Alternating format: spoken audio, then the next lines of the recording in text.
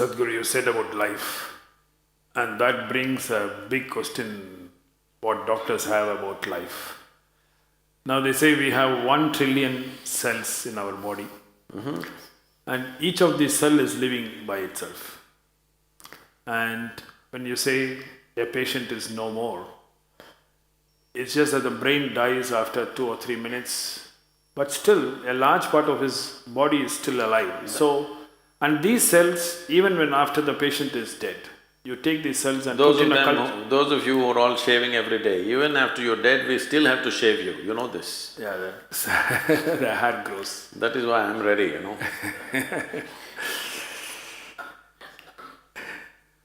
Yeah, but so what dies when we die? So that brings the question, what leaves us? So where is this life in our body? Is it in our brain, our heart? And what is this life you're talking? Is it in the spine or is it in… where does it reside?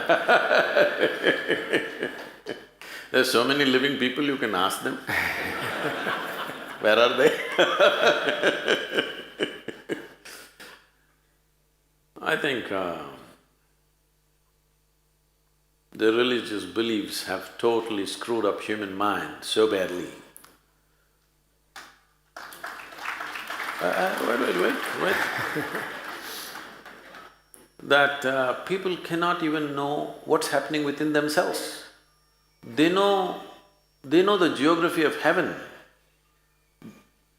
Hello? So, people know what is the geography of heaven, where is God sitting, you know, how many children he has, when is his birthday, everything they know. How come they don't know where is their life? Isn't it ridiculous? Hello? Because we were told, Swami, about the birthday of gods, but nobody is telling us where is our life and what is it. You are life, aren't you? Yes, of course. I hear 4 people, but I'm asking all of you, your life? Yes. You must show some sign, huh? So, if you are life, I'm asking, are you really life? Yes. So, how come we know so many things and we don't know what is the nature of our life? Now, you asked why if somebody is dead, still some of the cells are active. As I said, dead bodies are given a shave up to 10–11 days. Why this is so? What we're calling as life physically is a mechanism on many different levels. There is hardware and there is software. You are core of hardware, bones. The software is equally important. Otherwise, how would a cell know that it's a human cell? That it is not a pig cell or a tree cell or something else? How does it know? Because there is an entire software, there is memory, evolutionary memory, genetic memory, karmic memory, there are varieties of memories imposed on every cell in the system so that it never gets confused. If you eat dog food for 3 days, you will not become a dog, isn't it? Because the memory is entrenched in this. So there is a whole software. The software package is actually bigger than the hardware, much bigger.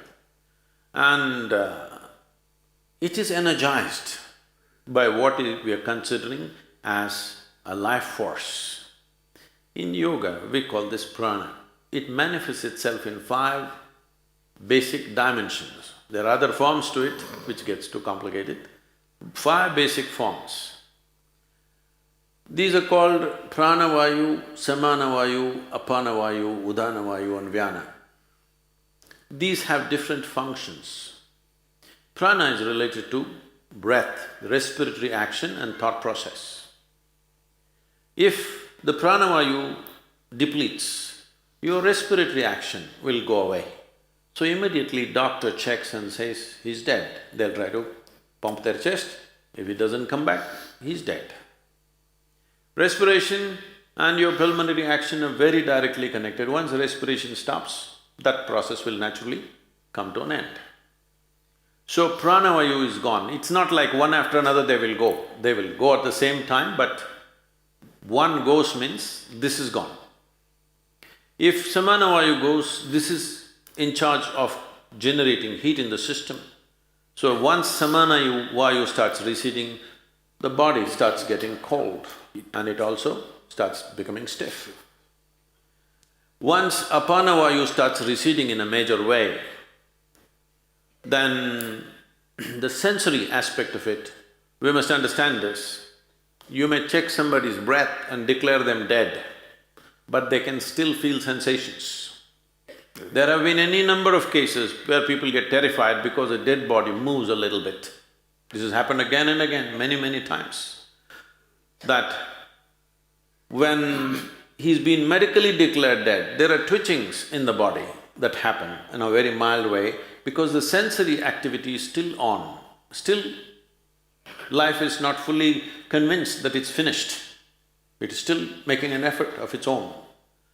When Udaana Vaayu goes away, then the buoyancy is gone.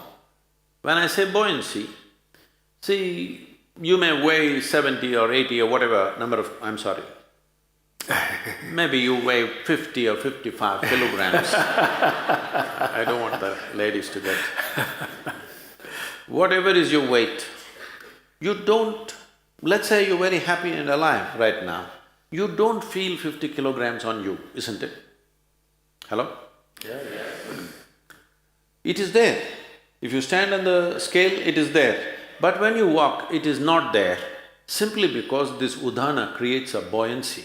It makes you less available to gravity. There are yogic practices to activate this. There's a whole school of Udaana in China, where you might have seen those movies, Hollywood movies, what is that? Crouching Tiger or something. What? Yeah. Yes. So these are Udaana schools where they have mastery over Udaana, where they can float around a little bit. Well, little exaggerated in the movies, but becomes lighter, more buoyant body. For a martial arts fighter, to be buoyant is important. There have been many cases where certain ballet dancers and martial arts experts have shown what is physically not possible they have done by leaping up to heights which all physicists believe is simply impossible. But they've gone beyond that level simply by creating more buoyancy. So Udaana is in charge of buoyancy. Once Udaana starts receding, suddenly body becomes heavy. Always it was the same weight. Weight does not increase, but you can feel the weight much more simply because Udaana is gone. This doctors may know, maybe doctors don't do it, the people who work in the hospitals may know. Carrying a live person and a dead person, there's a big difference. Simply because Udaana is gone, there's no buoyancy. The fourth dimension is called Vyaana. This is preservative in nature. If Vyaana recedes, even when you're alive, body will begin to rot. There are certain types of snake venoms which can do this.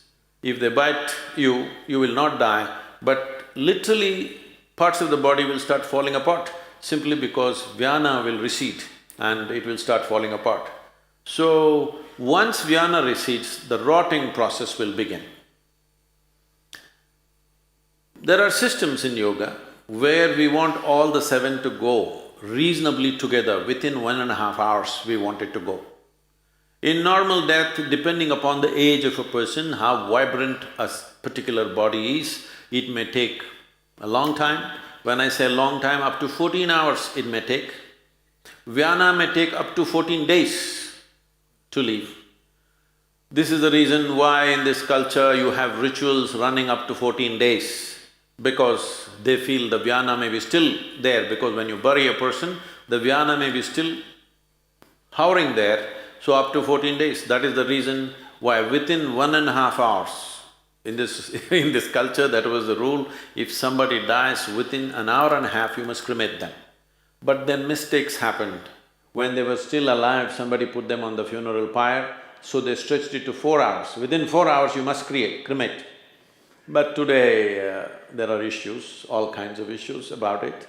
So, people are waiting for 1 day, 2 days, daughter is in America, she has to come, she'll come after 3 days, and they will wait. But the idea is, for the one who is dead, we must understand this. You are… you don't diagnose people as dead, you declare them dead, right? There's a difference. So when you declare them dead, for you they are dead. As far as that person is concerned, in a way, all that's happened is, he's disembodied. He's lost his body. All his life he lived thinking he's a body, never realizing the physical mass that we carry is an accumulation from this planet. He never realized that. When suddenly he slips out the body, he tends to hover around the body because he's lost his discriminatory intelligence. Once you leave the body, the discriminatory intellect is not there, so this tends to hover around that body.